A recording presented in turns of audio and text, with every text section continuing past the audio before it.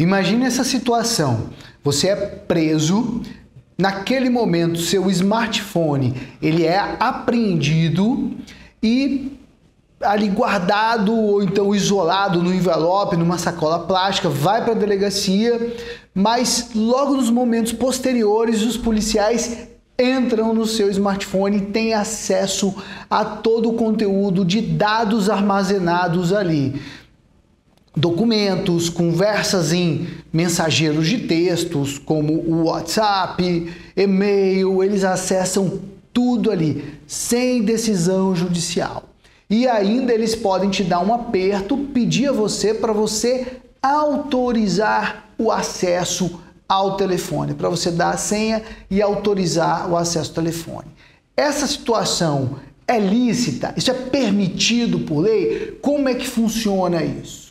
Vamos lá, seja bem-vindo à nossa análise de jurisprudência. Esse é o tema de hoje, acesso ilícito aos smartphones. Gera uma prova ilícita. E nós temos uma decisão recente do Superior Tribunal de Justiça, proferida no habeas corpus número 891-435 do estado de Goiás. Uma jurisprudência de relatoria do ministro Reinaldo Soares da Fonseca, onde ele analisa o tema com simplicidade, mas muita clareza. Muita clareza. No caso em julgamento, o paciente foi preso em flagrante e acusado da prática do crime de tráfico de drogas. Foi condenado a uma pena de 5 anos, 2 meses e 5 dias. Ele recorreu, perdeu o recurso e foi ao STJ por meio de um habeas corpus. E ele sustentou a nulidade da busca pessoal realizada nele, porque os policiais fizeram a abordagem e logo depois da abordagem acessaram os conteúdos contidos no celular do paciente sem autorização judicial, sem ordem judicial. Os policiais entraram no smartphone e, com base nos dados colhidos ali, nas informações colhidas ali, eles acusaram o paciente de praticar o crime de tráfico de dados. Repare que não era um caso de interceptação telefônica, não era um caso de interceptação, de gravação, não era um caso desse, era um caso de acesso aos dados do dispositivo, acesso ao dispositivo sem autorização judicial, sem a devida autorização judicial, tá?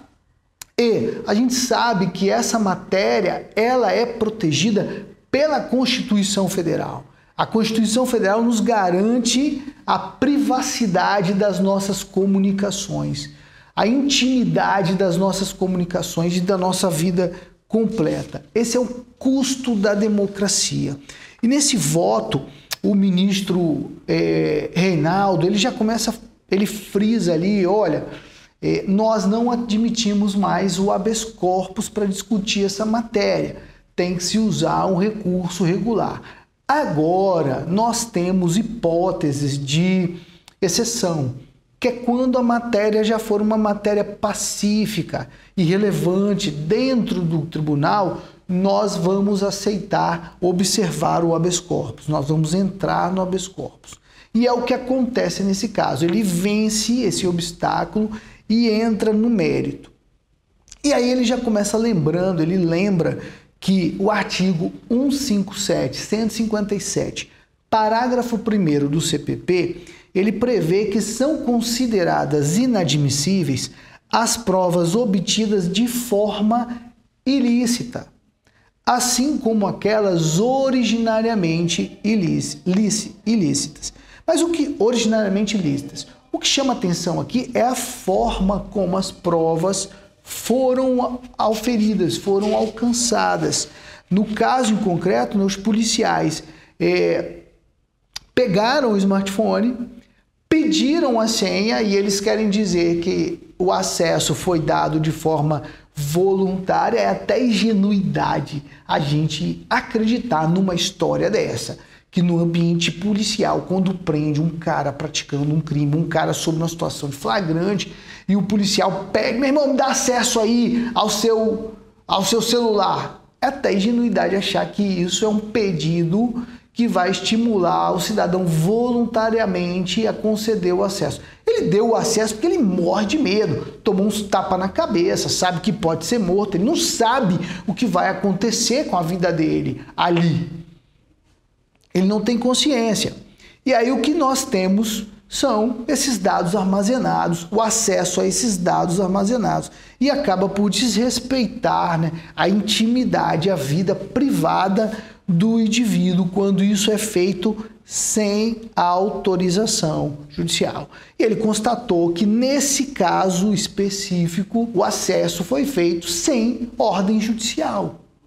Então, o suporte da pretensão acusatória é feito com base em provas que são provas ilícitas, provas que a forma não foi respeitada. O professor Aurí Lopes Júnior, ele usa muito uma frase, ele mesmo diz que não é dele, é do professor argentino Albert Binder, onde ele diz que forma é garantia. O devido processo legal é uma garantia democrática para que todos nós possamos ser respeitados quando enfrentarmos uma adversidade como um processo penal. Então, se você tem um caso onde o consentimento do acusado é dado assim de forma suspeita, né? Na palavra ou num daqueles termos, a polícia agora está usando termos ali, que são termos que acabam extraindo do investigado na marra a autorização para entrar no celular, a autorização para entrar em casa. Essa invasão do conteúdo do smartphone, esse acesso ao smartphone é ilícito se ele não foi feito com ordem judicial. É muito frágil esse consentimento do acusado, baseado única e exclusivamente em depoimentos prestados pelos policiais, não tendo nenhuma outra prova fornecida. Quando só a palavra do policial ou um documento trazido pelo policial que meteu o pé na porta, o policial que prendeu o cara ali na hora, ele arranca, traz um documento falando que o cidadão autorizou, é muito frágil, não dá para acreditar. O acesso a esses equipamentos só pode ser feito com base em ordem judicial. Ainda que se tenha acesso a conteúdo criminoso, a provas que demonstrem a ocorrência de um crime, ele não pode acontecer. Esse acesso só pode se dar com base na prova judicial, com base na decisão judicial. E essa decisão consagra esse pensamento. Ela torna ilícita toda a prova, tornou ilícita toda a prova que foi produzida a partir daquele acesso. E no final, como não resta mais nada, absolve o paciente, torna ele inocente das acusações que foram feitas. Bom, eu quero te convidar para se inscrever no canal, para ativar as notificações, curtir esse vídeo, compartilhar, fazer seus comentários. Deixa aqui seus comentários. E mais, peça uma dica, dê uma contribuição, dê a sugestão para um vídeo. Nós estamos aqui para interagir com você. Um grande abraço, que Deus te abençoe sempre.